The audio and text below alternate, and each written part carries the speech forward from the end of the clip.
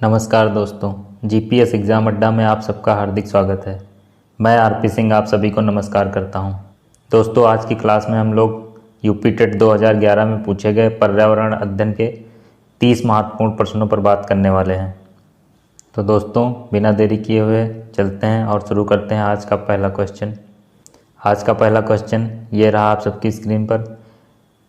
पारिस्थितिक तंत्र एवं प्राकृतिक अधिवासों का संरक्षण तथा उनके प्राकृतिक वातावरण में प्रजातियों का जीवनक्षम जनसंख्या का रखरखाव एवं प्रतीक प्राप्ति के लिए प्रयुक्त पद है। अपस्थानीय संरक्षण, परिधीय संरक्षण, क्रोड संरक्षण, स्वस्थानीय संरक्षण। दोस्तों, इसका सही आंसर हो जाएगा ऑप्शन नंबर ए, अपस्थानीय संरक्षण। चलते हैं दोस्तों नेक्स्ट क्वेश्चन की ओर। अगला क्वेश्चन, निम्न में से कौन सा वायु प्रदूषण का एक उदाहरण है? धुआं और कोहरा, वाहनों से निकलने वाली गैस, जलती हुई लकड़ी या चारकोल से निकली गैस, उपरोक्त सभी। दोस्तों, वायु प्रदूषण के लिए ये सभी जिम्मेदार हैं। धुआं और कोहरा, वाहनों से निकलने वाली गैसें, जलती हुई लकड़ी और चारकोल से निकलने वाली गैसें। इसका ऑप्शन नंबर डी सही हो जाएगा दोस्तों, उपरोक्त सभी। चलते हैं नेक्स्ट क्वेश्चन की ओर। अगला क्वेश्चन ये रहा आप सबकी स्क्रीन पर। सामुद्रिक कच्छपों को जीवंत जीवाश्म कहा जाता है क्योंकि वह 150 मिलियन वर्षों से अधिक समय से पृथ्वी में उपस्थित हैं। भारतीय उपमहाद्वीप के जल भागों में पाए जाने वाले 5 प्रजातियों के समुद्री कच्छप में सबसे अधिक संख्या किसकी है? दोस्तों, यहाँ कच्छपों का मतलब है कछुओं से। Option number A, loggerhead, Kemp's ridley, flatback, olive ridley. दोस्तों, इसका सही आंसर है option number D, olive ridley. चलते हैं नेक्स्ट क्वेश्चन की ओर। अगला क्वेश्चन ये रहा। विश्व ऊष्मायन के लिए निम्न में से कौन एक कारक है? रसोई गैस, वाहनों से निकली गैस, पेड़ पौधों से निकली गैस, भट्टियों से निकली गर्म हवा। दोस्तों, विश्व ऊष्मायन के लिए जो सबसे ज़्यादा जिम्मेदार है वो है ऑप्शन नंबर बी, वाहनों से निकलने वाली गैस। चलते हैं दोस्तों नेक्स्ट क्वेश्चन की ओर। अगला क्वेश्चन, पेड़ पौधे प्रदूषण को घटाते हैं क्योंकि वे अवशोषण करते हैं नाइट्रोजन का, कार्बन मोनोऑक्साइड का, सल्फर डाइऑक्साइड का, कार्बन डाइऑक्साइड का। दोस्तों, तो आप सभी लोग जानते ही होंगे कि पेड़ पौधे कार्बन डाइऑक्साइड का अवशोषण करते हैं। इसका ऑप्शन नंबर डी सही है दोस्तों। चलते हैं नेक्स्ट क्वेश्चन की ओर। महासागर पृथ्वी पृष्ठ के अधिकांश भाग को आवृत किए हुए है, जो लगभग है। दोस्तों, यहाँ पे जलमंडल जो हमारा है वो 3/4 है। इसका ऑप्शन नंबर सी सही है। और स्थलमंडल दोस्तों कितना है? स्थलमंडल जो है हमारा वो ऑप्शन नंबर बी। अगर यहाँ पे स्थलमंडल पूछता तो वो ऑप्शन नंबर बी होता। चलते हैं नेक्स्ट क्वेश्चन की ओर। अगला क्वेश्चन ये रहा दोस्तों। भूकंप को मापा जाता है, भूकंप को मापा जाता है न्यूटन में, रिएक्टर पैमाने में, डेसिबल में, बोफोर्ड पैमाने में। तो न्यूटन में दोस्तों किसको मापा जाता है? न्यूटन में मापा जाता है बल को। न्यूटन में बल को मापा जाता है दोस्तों। रिएक्टर पैमाने में क्या मापा जाता है दोस्तों? रिएक्टर पैमाने में। डेसिबल में क्या मापा जाता है दोस्तों? ध्वनि। डेसिबल में हम लोग ध्वनि मापते हैं।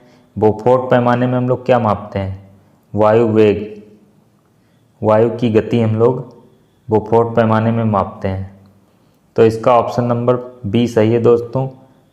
रिएक्टर पैमाने पर भूकंप को मापा जाता है दोस्तों, भूकंप को मापा जाता है। ऑप्शन नंबर बी सही है दोस्तों। चलते हैं नेक्स्ट क्वेश्चन की ओर। वायु प्रदूषण को कम किया जा सकता है सूर्य प्रकाश के द्वारा, जंतुओं द्वारा, वृक्षों द्वारा, मछलियों द्वारा। निम्न में से किसके द्वारा वायु प्रदूषण को कम किया जा सकता है? तो दोस्तों, इसका ऑप्शन नंबर सी सही है। जितने ज़्यादा हम लोग पेड़ पौधे लगाएंगे उतना ही ज़्यादा वायु प्रदूषण कम होगा। दोस्तों, आप सभी से मैं आशा करता हूं कि आप सब लोगों को एक एक पौधा लगाना चाहिए, जिससे हमारा पर्यावरण सुरक्षित रहे और वायु प्रदूषण कम हो सके। चलते हैं दोस्तों नेक्स्ट क्वेश्चन की ओर। अगला क्वेश्चन स्टेलेक्टाइट एवं स्टेलेग्माइट में निरीक्षण होता है? सिलिका का, कैल्शियम कार्बोनेट का, सोडियम कार्बोनेट का, मैग्नीशियम कार्बोनेट का। तो दोस्तों इसका ऑप्शन नंबर बी सही हो जाएगा, कैल्शियम कार्बोनेट का। ऑप्शन नंबर बी सही है दोस्तों। चलते हैं नेक्स्ट क्वेश्चन की ओर। अगला क्वेश्चन ये रहा, विश्व पर्यावरण दिवस मनाया जाता है। दोस्तों विश्व पर्यावरण दिवस मनाया जाता है 5 जून को, 5 सितंबर को, 5 नवंबर को या फिर 5 जनवरी को। तो दोस्तों इसका सही आंसर जो है वो ऑप्शन नंबर ए है। 5 जून को विश्व पर्यावरण दिवस मनाया जाता है दोस्तों। 5 सितंबर को क्या मनाया जाता है? 5 सितंबर को दोस्तों शिक्षक दिवस मनाया जाता है, शिक्षक दिवस। चलते हैं नेक्स्ट क्वेश्चन की ओर। भारत तथा दूसरे देशों में प्रदूषण को रोकने के लिए बनाए गए नियम ... का प्रयोग होता है। ये खाली स्थान जो इसमें भरना है दोस्तों। क्या? कागज़ के थैले, प्लास्टिक के थैले, नायलॉन के थैले, चमड़े के थैले। तो भारत तथा दूसरे देशों में प्रदूषण को रोकने के लिए दोस्तों प्लास्टिक के थैलों को बैन किया गया है। प्लास्टिक के थैले के प्रयोग को रोकता है दोस्तों, क्योंकि प्लास्टिक जो है हमारे पर्यावरण के लिए बहुत हानिकारक है। इसका दोस्तों हम लोग पुनः चक्रीकरण नहीं कर सकते हैं प्लास्टिक का, इसीलिए इसको बैन किया जा रहा है दोस्तों। चलते हैं नेक्स्ट क्वेश्चन की ओर। अगला क्वेश्चन, निम्न में से कौन पर्यावरण के लिए हानिकारक है? धातु, प्लास्टिक, कपड़ा, कागज़। ये दोस्तों क्वेश्चन उसी क्वेश्चन से रिलेटेड है। तो मैंने आपको पहले ही बताया कि हमारे पर्यावरण के लिए प्लास्टिक जो है बहुत हानिकारक है। चलते हैं नेक्स्ट क्वेश्चन की ओर। सूर्य की हानिकारक किरणों से पृथ्वी को कौन सा स्तर सुरक्षित रखता है? क्षोभ मंडल, चुंबक मंडल, ओजोन परत या फिर आयन मंडल। तो इसका ऑप्शन नंबर सी सही है दोस्तों, ओजोन परत। चलते हैं नेक्स्ट क्वेश्चन की ओर। धातुमय प्रस्तर किसे कहा जाता है? अयस्क को, विटामिन को, बॉक्साइट को, मेटालाइट को।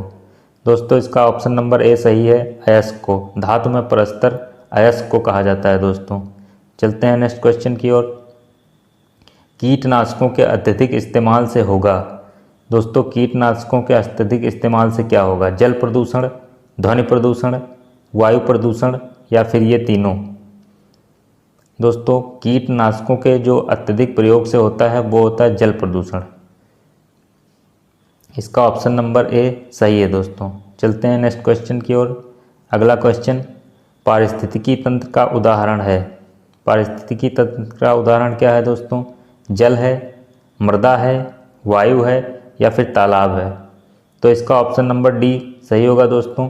यहाँ पे जलीय जीव जंतु, जलीय पेड़ पौधे, बहुत सारी चीज़ें तालाब में पाई जाती हैं दोस्तों, इसलिए पारिस्थितिकी तंत्र का उदाहरण जो है वो तालाब है दोस्तों। चलते हैं नेक्स्ट क्वेश्चन की ओर। अगला क्वेश्चन ये रहा, निम्न में से कौन जीवी कारक नहीं है? परस्तर, सूक्ष्म जीव, पेड़ पौधे, जीव जंतु। तो दोस्तों सूक्ष्म जीवों में भी जीवन होता है, पेड़ पौधों में भी होता है, जीव जंतुओं में भी होता है। परस्तर जो यहाँ पे है ये जीवी कारक नहीं है दोस्तों। ऑप्शन नंबर ए सही हो जाएगा दोस्तों। चलते हैं नेक्स्ट क्वेश्चन की ओर। अगला क्वेश्चन, अन्य मृत जंतुओं पर निर्वाह करने वाले प्राणी को कहते हैं? Scavenger, omnivore, decomposer, parasite. ये दोस्तों ओमनीवोर क्या होते हैं दोस्तों? ओमनीवोर सर्वाहारी होते हैं। डीकम्पोजर क्या होते हैं? अपघटनकर्ता। और पैरासाइट क्या होते हैं? परजीवी, जो दूसरों पर अपना जीवन यापन करते हैं। और स्कैवेंजर क्या होते हैं दोस्तों? मृतक भक्षी, जो मृत जंतुओं पे अपना निर्वाह करते हैं, वो ऑप्शन नंबर ए है, स्कैवेंजर। चलते हैं दोस्तों नेक्स्ट क्वेश्चन की ओर। अगला क्वेश्चन, वातावरण में अत्यधिक हानिकारक सल्फर मिश्रित गैस है? Sulphur, sulphur dioxide, sulphur hexafluoride या फिर हाइड्रोजन सल्फाइड। तो इसका सही आंसर हो जाएगा दोस्तों option number B, sulphur dioxide. Sulphur dioxide दोस्तों इसका सही आंसर है। चलते हैं नेक्स्ट क्वेश्चन की ओर। निम्न में से कौन विश्व ऊष्मायन का कारण है? वायु प्रदूषण, ध्वनि प्रदूषण, जल प्रदूषण या फिर मृदा प्रदूषण। दोस्तों विश्व उष्मायन का कारण जो है सबसे अधिक वो वायु प्रदूषण है। चलते हैं दोस्तों नेक्स्ट क्वेश्चन की ओर। अगला क्वेश्चन, किसी जगह के फ्लोरा और फना सूचित करते हैं। पक्षियों और पेड़ पौधों को, जंतुओं और मछलियों को, पेड़ पौधों और जंतुओं को, मछलियों और पेड़ पौधों को। दोस्तों इसका ऑप्शन नंबर सी सही हो जाएगा, पेड़ पौधों और जंतुओं को। फ्लोरा और फना सूचित करते हैं पेड़ पौधों और जंतुओं को। ऑप्शन नंबर सी सही है दोस्तों। चलते हैं नेक्स्ट क्वेश्चन की ओर। अधिकतर पेड़ पौधे पाए जाते हैं प्रकाश मंडल में, वायुमंडल में, स्थल मंडल में या फिर जल मंडल में। दोस्तों अत्यधिक पेड़ पौधे जो पाए जाते हैं वो स्थल मंडल में पाए जाते हैं। बहुत सारे इसमें बच्चे जो है वायुमंडल टिक करके चले आते हैं, लेकिन वायुमंडल नहीं होगा दोस्तों, स्थल मंडल होगा। चलते हैं नेक्स्ट क्वेश्चन की ओर। ध्वनि या ध्वनि प्रदूषण मापा जाता है डेसी में, फान में, डेसिमल में या फिर डेसिबल में। ध्वनि जो मापी जाती है वो डेसिबल में मापी जाती है दोस्तों। ऑप्शन नंबर डी सही है दोस्तों इसका, डेसिबल में। चलते हैं नेक्स्ट क्वेश्चन की ओर। अगला क्वेश्चन, प्रकाश संश्लेषण संपादित होता है सभी हरे पौधों द्वारा, वायरसों द्वारा, सभी पौधों द्वारा, सभी जंतुओं एवं पौधों द्वारा। तो दोस्तों हम सभी लोग जानते हैं कि प्रकाश संश्लेषण की क्रिया जो होती है वो सभी हरे पौधों में होती है दोस्तों। ऑप्शन नंबर ए सही है। चलते हैं नेक्स्ट क्वेश्चन की ओर। परम ताप पैमाना कौन सा है दोस्तों, केल्विन, सेल्सियस, फ़ारेनहाइट या ये तीनों। दोस्तों जो परम तापक्रम पैमाना होता है वो केल्विन होता है दोस्तों। चलते हैं नेक्स्ट क्वेश्चन की ओर। हवा में उपस्थित ऑक्सीजन का लगभग प्रतिशत कितना है। तो दोस्तों हवा में उपस्थित ऑक्सीजन का प्रतिशत 21%, 23%, 44% या फिर 40%। तो हवा में उपस्थित ऑक्सीजन का जो है लेवल वो कितना है, 21%। ऑप्शन नंबर ए सही है दोस्तों। चलते हैं नेक्स्ट क्वेश्चन की ओर। लवण जो जल का अवशोषण करता है कहलाता है एनहाइड्रस लवण, हाइड्रोफोबिक लवण, हाइग्रोस्कोपिक लवण या फिर हाइड्रोफिलिक लवण। दोस्तों क्या कहलाता है, इस क्वेश्चन का सही आंसर है दोस्तों हाइग्रोस्कोपिक लवण। ऑप्शन नंबर सी सही है दोस्तों। ऑप्शन नंबर सी इसका सही है दोस्तों। चलते हैं नेक्स्ट क्वेश्चन की ओर। निम्न में से कौन सी अंतर्राष्ट्रीय संस्था पूरे विश्व में पर्यावरण सुरक्षा की देखभाल करती है। United nation, world wide fund या फिर वर्ल्ड हेल्थ ऑर्गेनाइजेशन या फिर people for ethical treatment of animal, PETA. कौन सा है दोस्तों, तो अंतर्राष्ट्रीय संस्था पूरे विश्व में पर्यावरण सुरक्षा की देखभाल करती है वो है UN, United nation. Option number ए सही है दोस्तों। चलते हैं नेक्स्ट क्वेश्चन की ओर। सीएनजी संक्षिप्त रूप है कंप्रेस्ड नेचुरल गैस का, क्लीन नेचुरल गैस का, कार्बोरेटर नेचुरल गैस का, कार्बोनाइज्ड नेचुरल गैस का। इसका जो सही आंसर है दोस्तों वो ऑप्शन नंबर ए है। सीएनजी जो है वो कंप्रेस्ड नेचुरल गैस इसका फुल फॉर्म ही है, तो ऑप्शन नंबर ए सही है दोस्तों। चलते हैं नेक्स्ट क्वेश्चन की ओर। ये रहा आज की क्लास का लास्ट क्वेश्चन। महासागरों में जल स्तर वृद्धि का कारण है अम्ल वर्षा, अत्यधिक वर्षा, ध्रुवीय प्रदेशों में बर्फ का पिघलना, उपरोक्त में से कोई नहीं। तो दोस्तों महासागरों में जो जल के स्तर में वृद्धि हो रही है उसके लिए सबसे ज़्यादा जो जिम्मेदार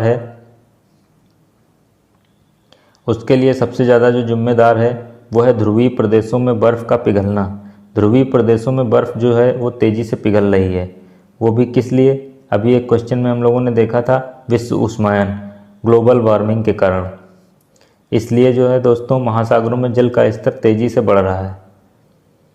उम्मीद करता हूँ दोस्तों आज की क्लास आपको अच्छे से समझ में आई होगी। आप सब लोग अपनी तैयारी को सुदृढ़ बनाएं और अपनी तैयारी करते रहें। इसी आशा के साथ आप लोग पढ़ते रहिए और आगे बढ़ते रहिए। अगर यह क्लास आपको अच्छी लगी हो तो इस वीडियो को लाइक कीजिए और शेयर कीजिए और सब्सक्राइब कीजिए हमारे चैनल को। हम इसी तरह के वीडियो आप सब लोगों के लिए लाते रहेंगे और आप लोगों की तैयारी को सुदृढ़ बनाते रहेंगे। धन्यवाद।